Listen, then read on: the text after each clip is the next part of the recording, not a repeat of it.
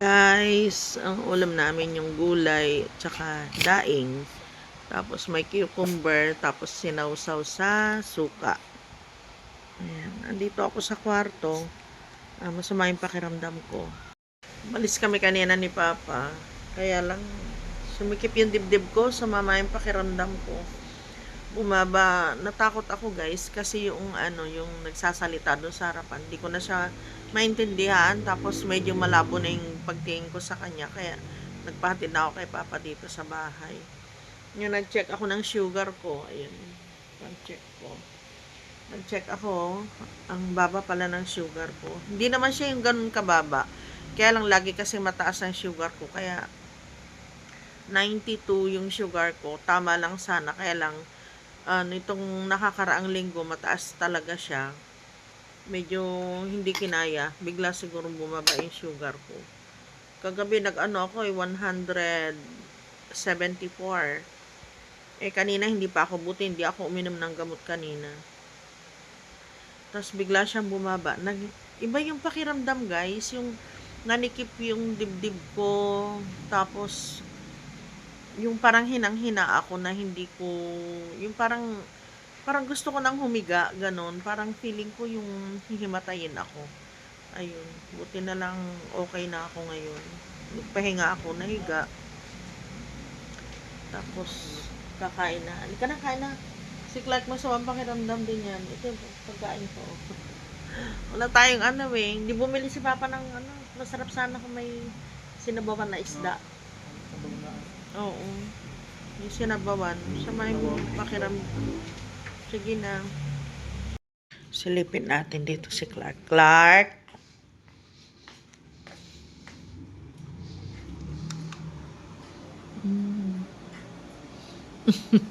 Di ka nagugutom? Di ka nagugutom? Okay. Ha?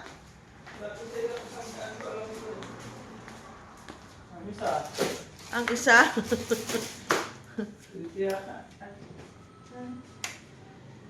Ba't ang daming hugasin dito si Papa talaga? Oo naman.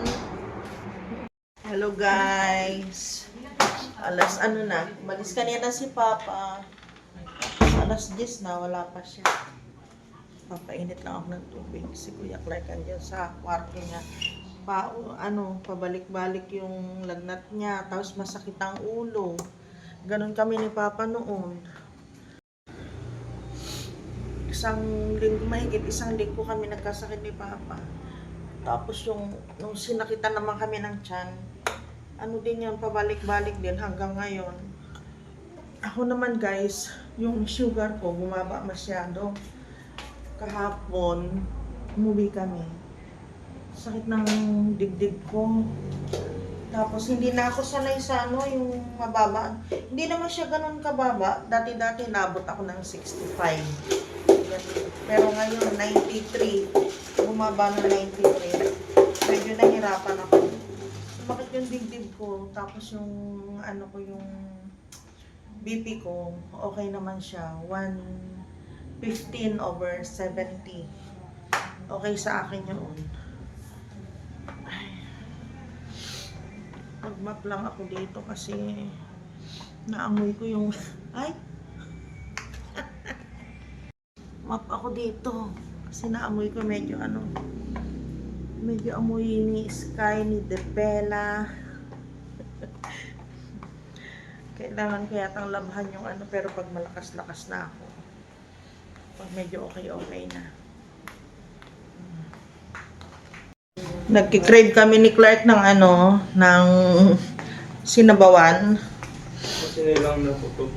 Sinigang na buto-buto do kay Clark. Ako kahit na isda lang, okay na sa akin. Wala makapunta ng bayan, di baka alis.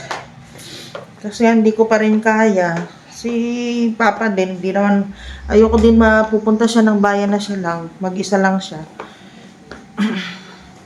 Gusto ko samahan siya. Hindi ko pa naman kaya. Yung sugar ko kanina, 83. Bumaba din. Kumain naman ako. Nag-oatmeal ako. Pero bumaba pa rin siya. Pababa.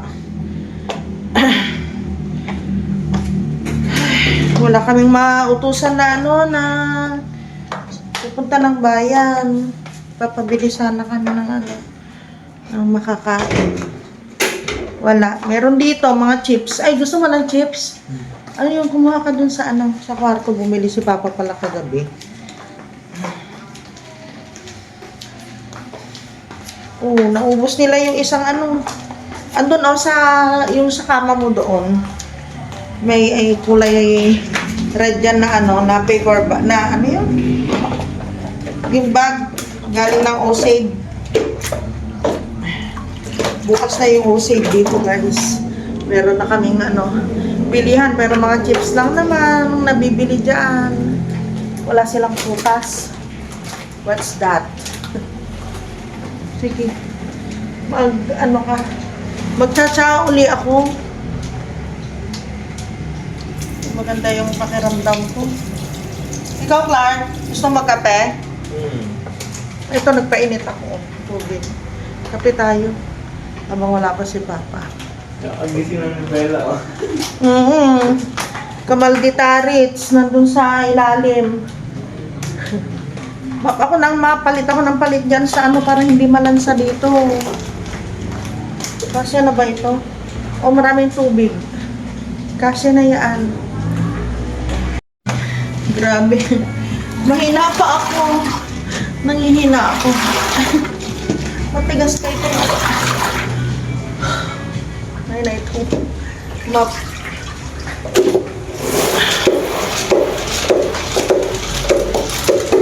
Mamaya uli ako sa kwarto. Natanggal ko yung amoy lansa. So, pag yung napabayaan, bumabaho yung ano, map. Kaya palit ako ng palit nitong map. Tapos map din ako ng map. Hindi naman gaano mabigat, guys. Ganito lang. Bella, baba na. Tawagin mo si Bella, Sky. Ay, Bella, ay Dong, ay Clark. Bella! Anong oras na? 11. Pinaliguan ko na si, ano, si Bella.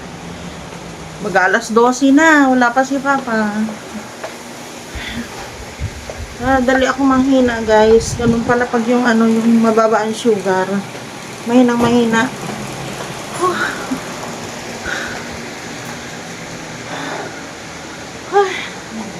Alam niyo ba nung nag-map ako kanina, halos hindi ko matapos-tapos kasi nangihina ako. Nasa kwarto na nga pala si Clark. Ito yung dating kama niya. Ayan, pinaglagyan muna namin ng mga tiniklop na damit kasi hindi pa maasikaso. Nahina ako. Okay. Pang ilang beses ko na itong mag-map. Kasi next, ano, isang linggo na lang. Tapos nangihina ako. Isang linggo na lang, magtitinda na uli kami. Isang linggo. Buti nga ngayon kami nagkasakit ni Kuya Clark eh. Para sana okay na kami hanggang next week. Maayos na yung katawan namin. Hirap. Kuminto na naman yung TV. Kuminto siya tapos ano, pinandar ko. Gumana naman. Pinatay ko lahat. Bella! Mamaya na. Aray ko, nangangamit ako. Ang bilis ko mangamit. Ang bilis ko mapagod. Timpla ka na? OMG. Dumating na si Papa. Alas 3 na ng hapon. Bago naman siya umalis kanina, nagluto siya. Kaya lang hinintay ko kasi siya eh. Pero hindi ko na nahintay kasi tagal-tagal niya. Message ako ng message. Sabay sana kaming kakain. Kumain na rin si Kuya Clark kanina. Clark, uminom ka na ba ng ano, ng gamot mo? Uminom ka uli. Kung kailangan, inom ka. Inom ka pa. Kanina pa itong tubig na ito.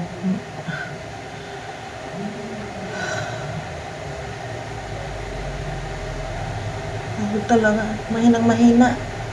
Nanghihina ako. Ganun ba talaga, guys? Yung ano, yung feeling mo mahinang-mahina tapos itong ganito, walang pakiramdam. Yung parang ano, parang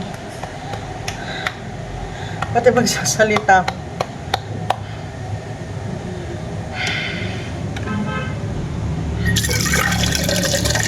Gagawa ako ng tsaa. Lalagay ko lang doon sa ano, sa tabi ko. Maganda yung green tea. Nasubukan ko na.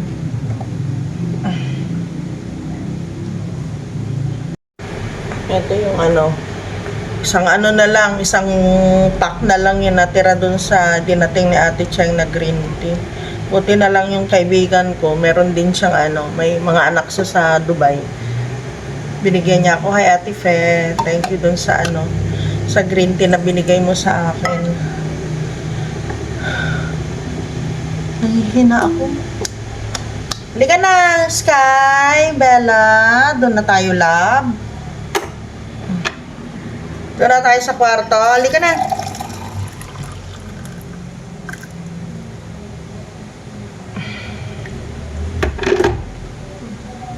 Ayan na si Papa. Pa, patingin nga ng ano mo. Nagdating siya ng ano, nanguha daw sila ng yung doon sa pispan. Ayun, yung mga isda niya. Sigang mo para meron ang kaming ano, kainin ni Kuya Clark yung maasim na maasim 4:30 na pala. Akala ko kasi ano, akala ko alas 3 pala. Mag-aircon na tayo. Init na eh.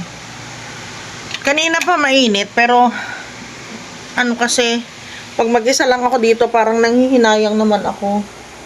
Hinayang ako mag-aircon. Eh, ayaw naman ni Kuya Clark dito.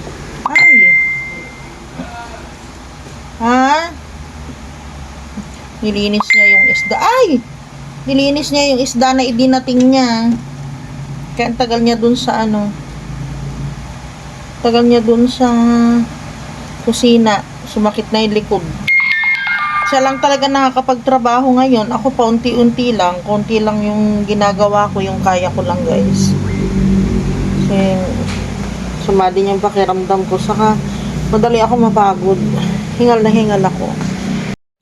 Clark! Hindi na nagluto si Papa mo. Hindi na daw niya kaya. Nilinis na lang niya yung isda. Bukas na lang. Hindi na daw niya kaya lutuin eh. Bukas na lang. May lagnat ka pa? Mag-ano ka? Minom ka ng paracetamol. Minom ka na? Ah? Alam mo ba't malanok? Bakit? Gusto ko yung bitana na walang experiment. Ikaw pala eh. Tanggalin muna natin ito. Uminit na siya oh. Tinanggal ko muna itong ano. Uminit siya oh.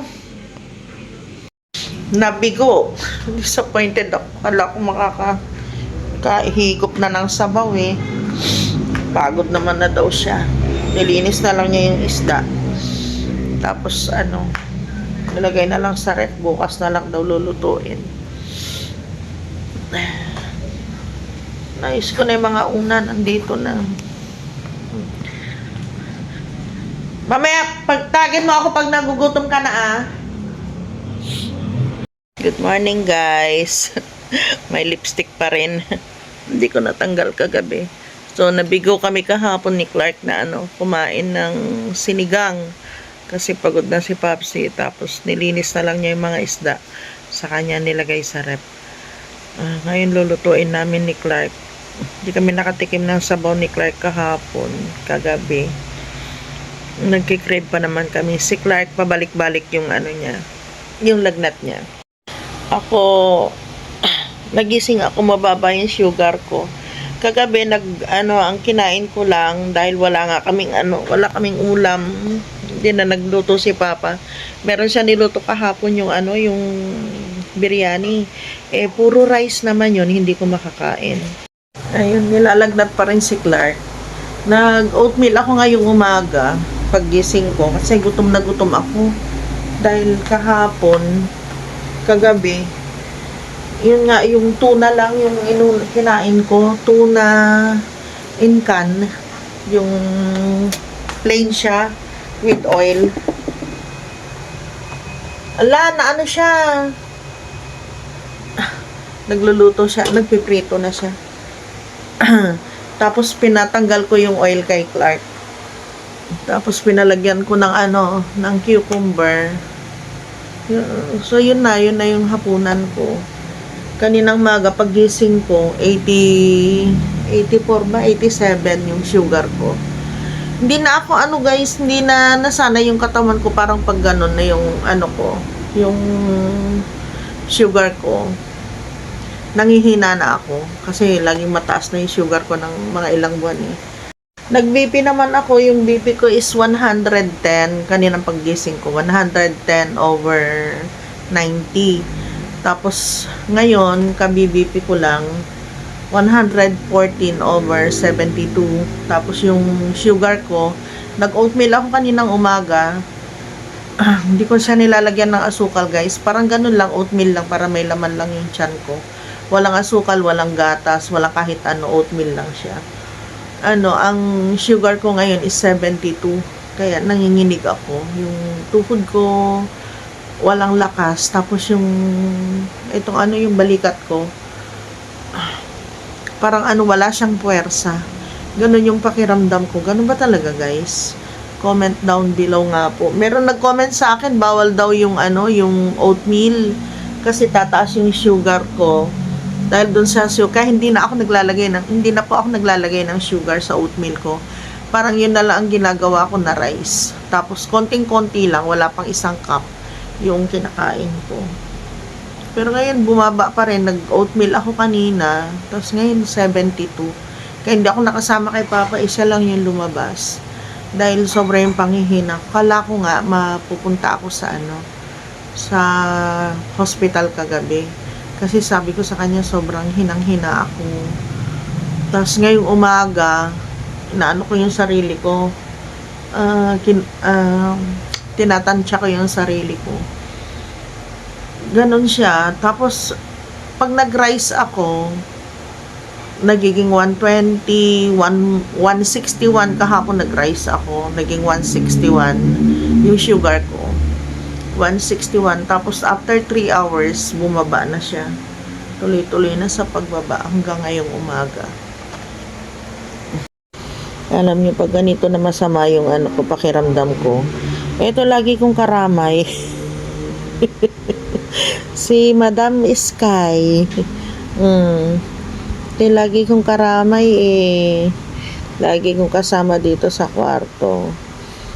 Kung masama yung pakiramdam ko, hindi ako iniiwan nito. Nakahiga din ito maghapon. Ganyan lang siya sa tabi ko. Nireregla kasi siya ngayon. Nalihis kanina yung niya, yung diaper niya. Nareglahan niya yung Hindi pa ganun kalakas. Next week yan, malakas na yung regla nito.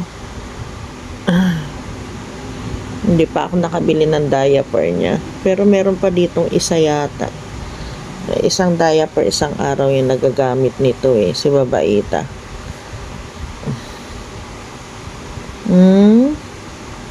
Baby ko.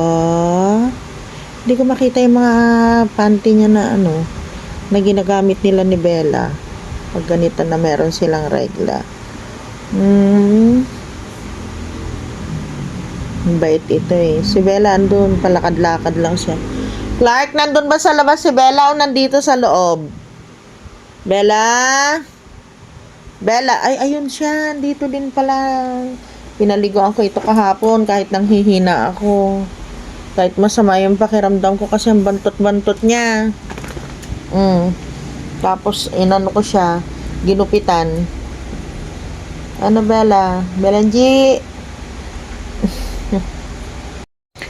Wala na si Papa, siya, lumabas, naglarangan si Papa ngayon. Kami lang ang naiwan dito.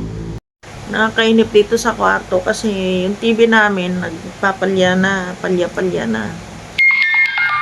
Natatakot akong magagalaw, hindi ako ganong lumalabas man ako, naglalakad-lakad. Kanina, naglakad-lakad ako dito lang sa loob ng bahay. Naka 35 minutes ako.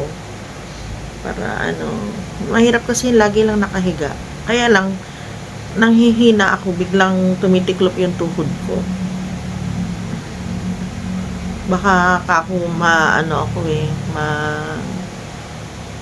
ma-out of balance ako. Mabagok yung ulo ko. Minsan ganun nangyayari sa mga senior dito. Tatlo din, ma? Oo, yung tatlo. Maghiwa ka ng sibuyas, luya. May lagnat pa rin si Clark. Kaya lang pag hindi kasi kami magkikilos, minsan pagpagod na si Papa, ayun na niya magluto. Ang problema kasi, wala kami makain. Kung ano lang yung andyan na pagkain, yun na lang yung kakainin namin. Papagod na rin siya. May edad na rin kasi.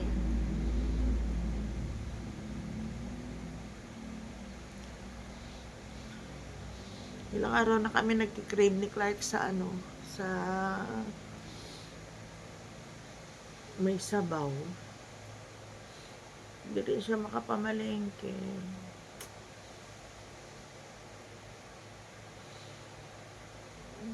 Hirap talaga pag merong sakit.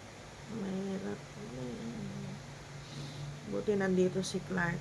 Noon pag yung may sakit ako na ganito, nakahiga din si Papa dito. Hindi mo rin maasahan na pagluto ka. So, napipilitan akong kumain ng kagaya niya, ng niluto niya, biryani kahapon. Napipilitan akong kumain ng yung makanin. Ayoko magkanin eh. Ayan, medyo kumain yung pakiramdam ko. Nakapahinga naman ako. Halika, samahan mo ako doon. Hyper na naman siya. Kala mo may iwan na. Oh, dito na. Tsaa. Buti na lang, nagbigay din yung kaibigan ko ng tsaa. Thank you, Ate Fe. Binigyan niya ako ng green tea. Kaya, paubos na kasi yung dinating ni Ate Cheng. Mahal ang dito, yung tsaa. Yung green tea. 380 yata yung yung isang ganun sa dinating ni Ate Cheng. Ganun kalaki. Di bali na. Hindi na ako bibili naman ng kape ko. Yun na lang bali ang Yun na lang bali yung bibiling ko para sa akin. Tsaa. Ay! Ba yan?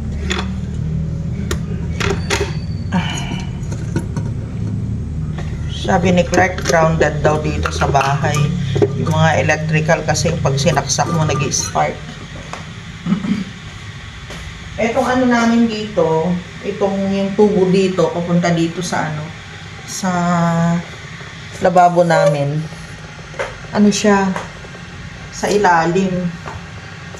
Yung tubo ng tubig. Kaya nababasa basa yung ilalim niya. Kaya siguro nagkaroon ng bitak itong dalawang tiles namin dito. Kasi basa yung ilalim. Wala na kami makita ng ganitong design sa Wilcon.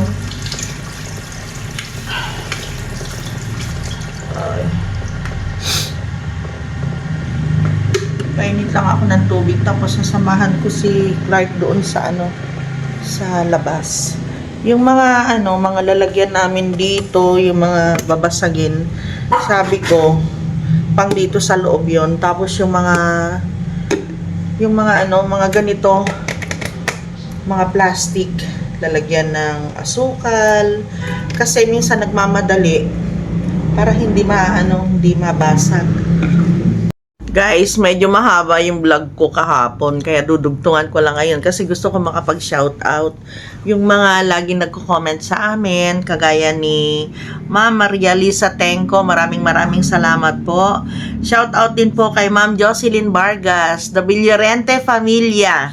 Yan, si Nanay Tess Gonzales, maraming salamat, Nay. Shout out po kay Ate Liz Official Channel. Hi Ate Liz, thank you so much. Si Ate Liz ay nasa Japan. kay Nanay Nene ng UK. Hello, Nanay. Kumusta po kayo? Maraming salamat po. Na-receive ko po yung comment ninyo. Kay Ate Beth Laluz. Hi, Ate Beth. Kuya Noel. Hello. Shout out din po kay Ma'am Normita Santa Prisca. Ma'am, hello po. At Blissful Balance. Hello po sa inyo. Hi, Doc. Hello po. Na-miss ko kayo. Allah, thank you po sa mga comment ninyo. Sabi niya, I am always watching your video even if I am not commenting. Allah, thank you po. Ma'am Blissful Balance. Dali Tingkong ko. Hello. Shout out din sa iyo. Maraming salamat. Hindi ko alam. Shout out din po kay Ma'am Annie Santa Maria. Thank you po sa comment ninyo. So, yun po. Pag nag-comment po kayo, isa-shout out ko po kayo. Magsisimula na po ako ngayon. Kasi malapit na mag-January. Babalik po natin yung dati. So, yun po guys. Yung vlog ko po ngayon, medyo mahaba siya. Kaya bukas kung makikita ninyo yung damit ko, katuloy pa rin po yun. Kasi ngayon, ibang araw po ngayon. Pinutol ko lang po yung vlog natin. Pang bukas po, meron pa pong katuloy yun. Kaya kung mapapansin ninyo, yung damit ko. Ate Teresita Pasalo, shout out din sa iyo. Kay Kuya Miramulin, hello. Tapos kay MJ, at saka kay Kuya Abog. Get well soon, Kuya Abog. Alam ko, kayang-kaya mo yan. Kay Ate Beth Laluz na shoutout na bakit na basta shoutout sa inyo ni Kuya Noel. Kay Bisprin, kay Chai De Leon, thank you so much. Ayun. At saka, ayun, basta yun po. Pag nag-comment po kayo ngayon, kinabukasan, isi-shoutout ko po kayo. Thank you guys for always watching and we'll see you again tomorrow. Tutuloy po yung vlog natin kahapon. Bye!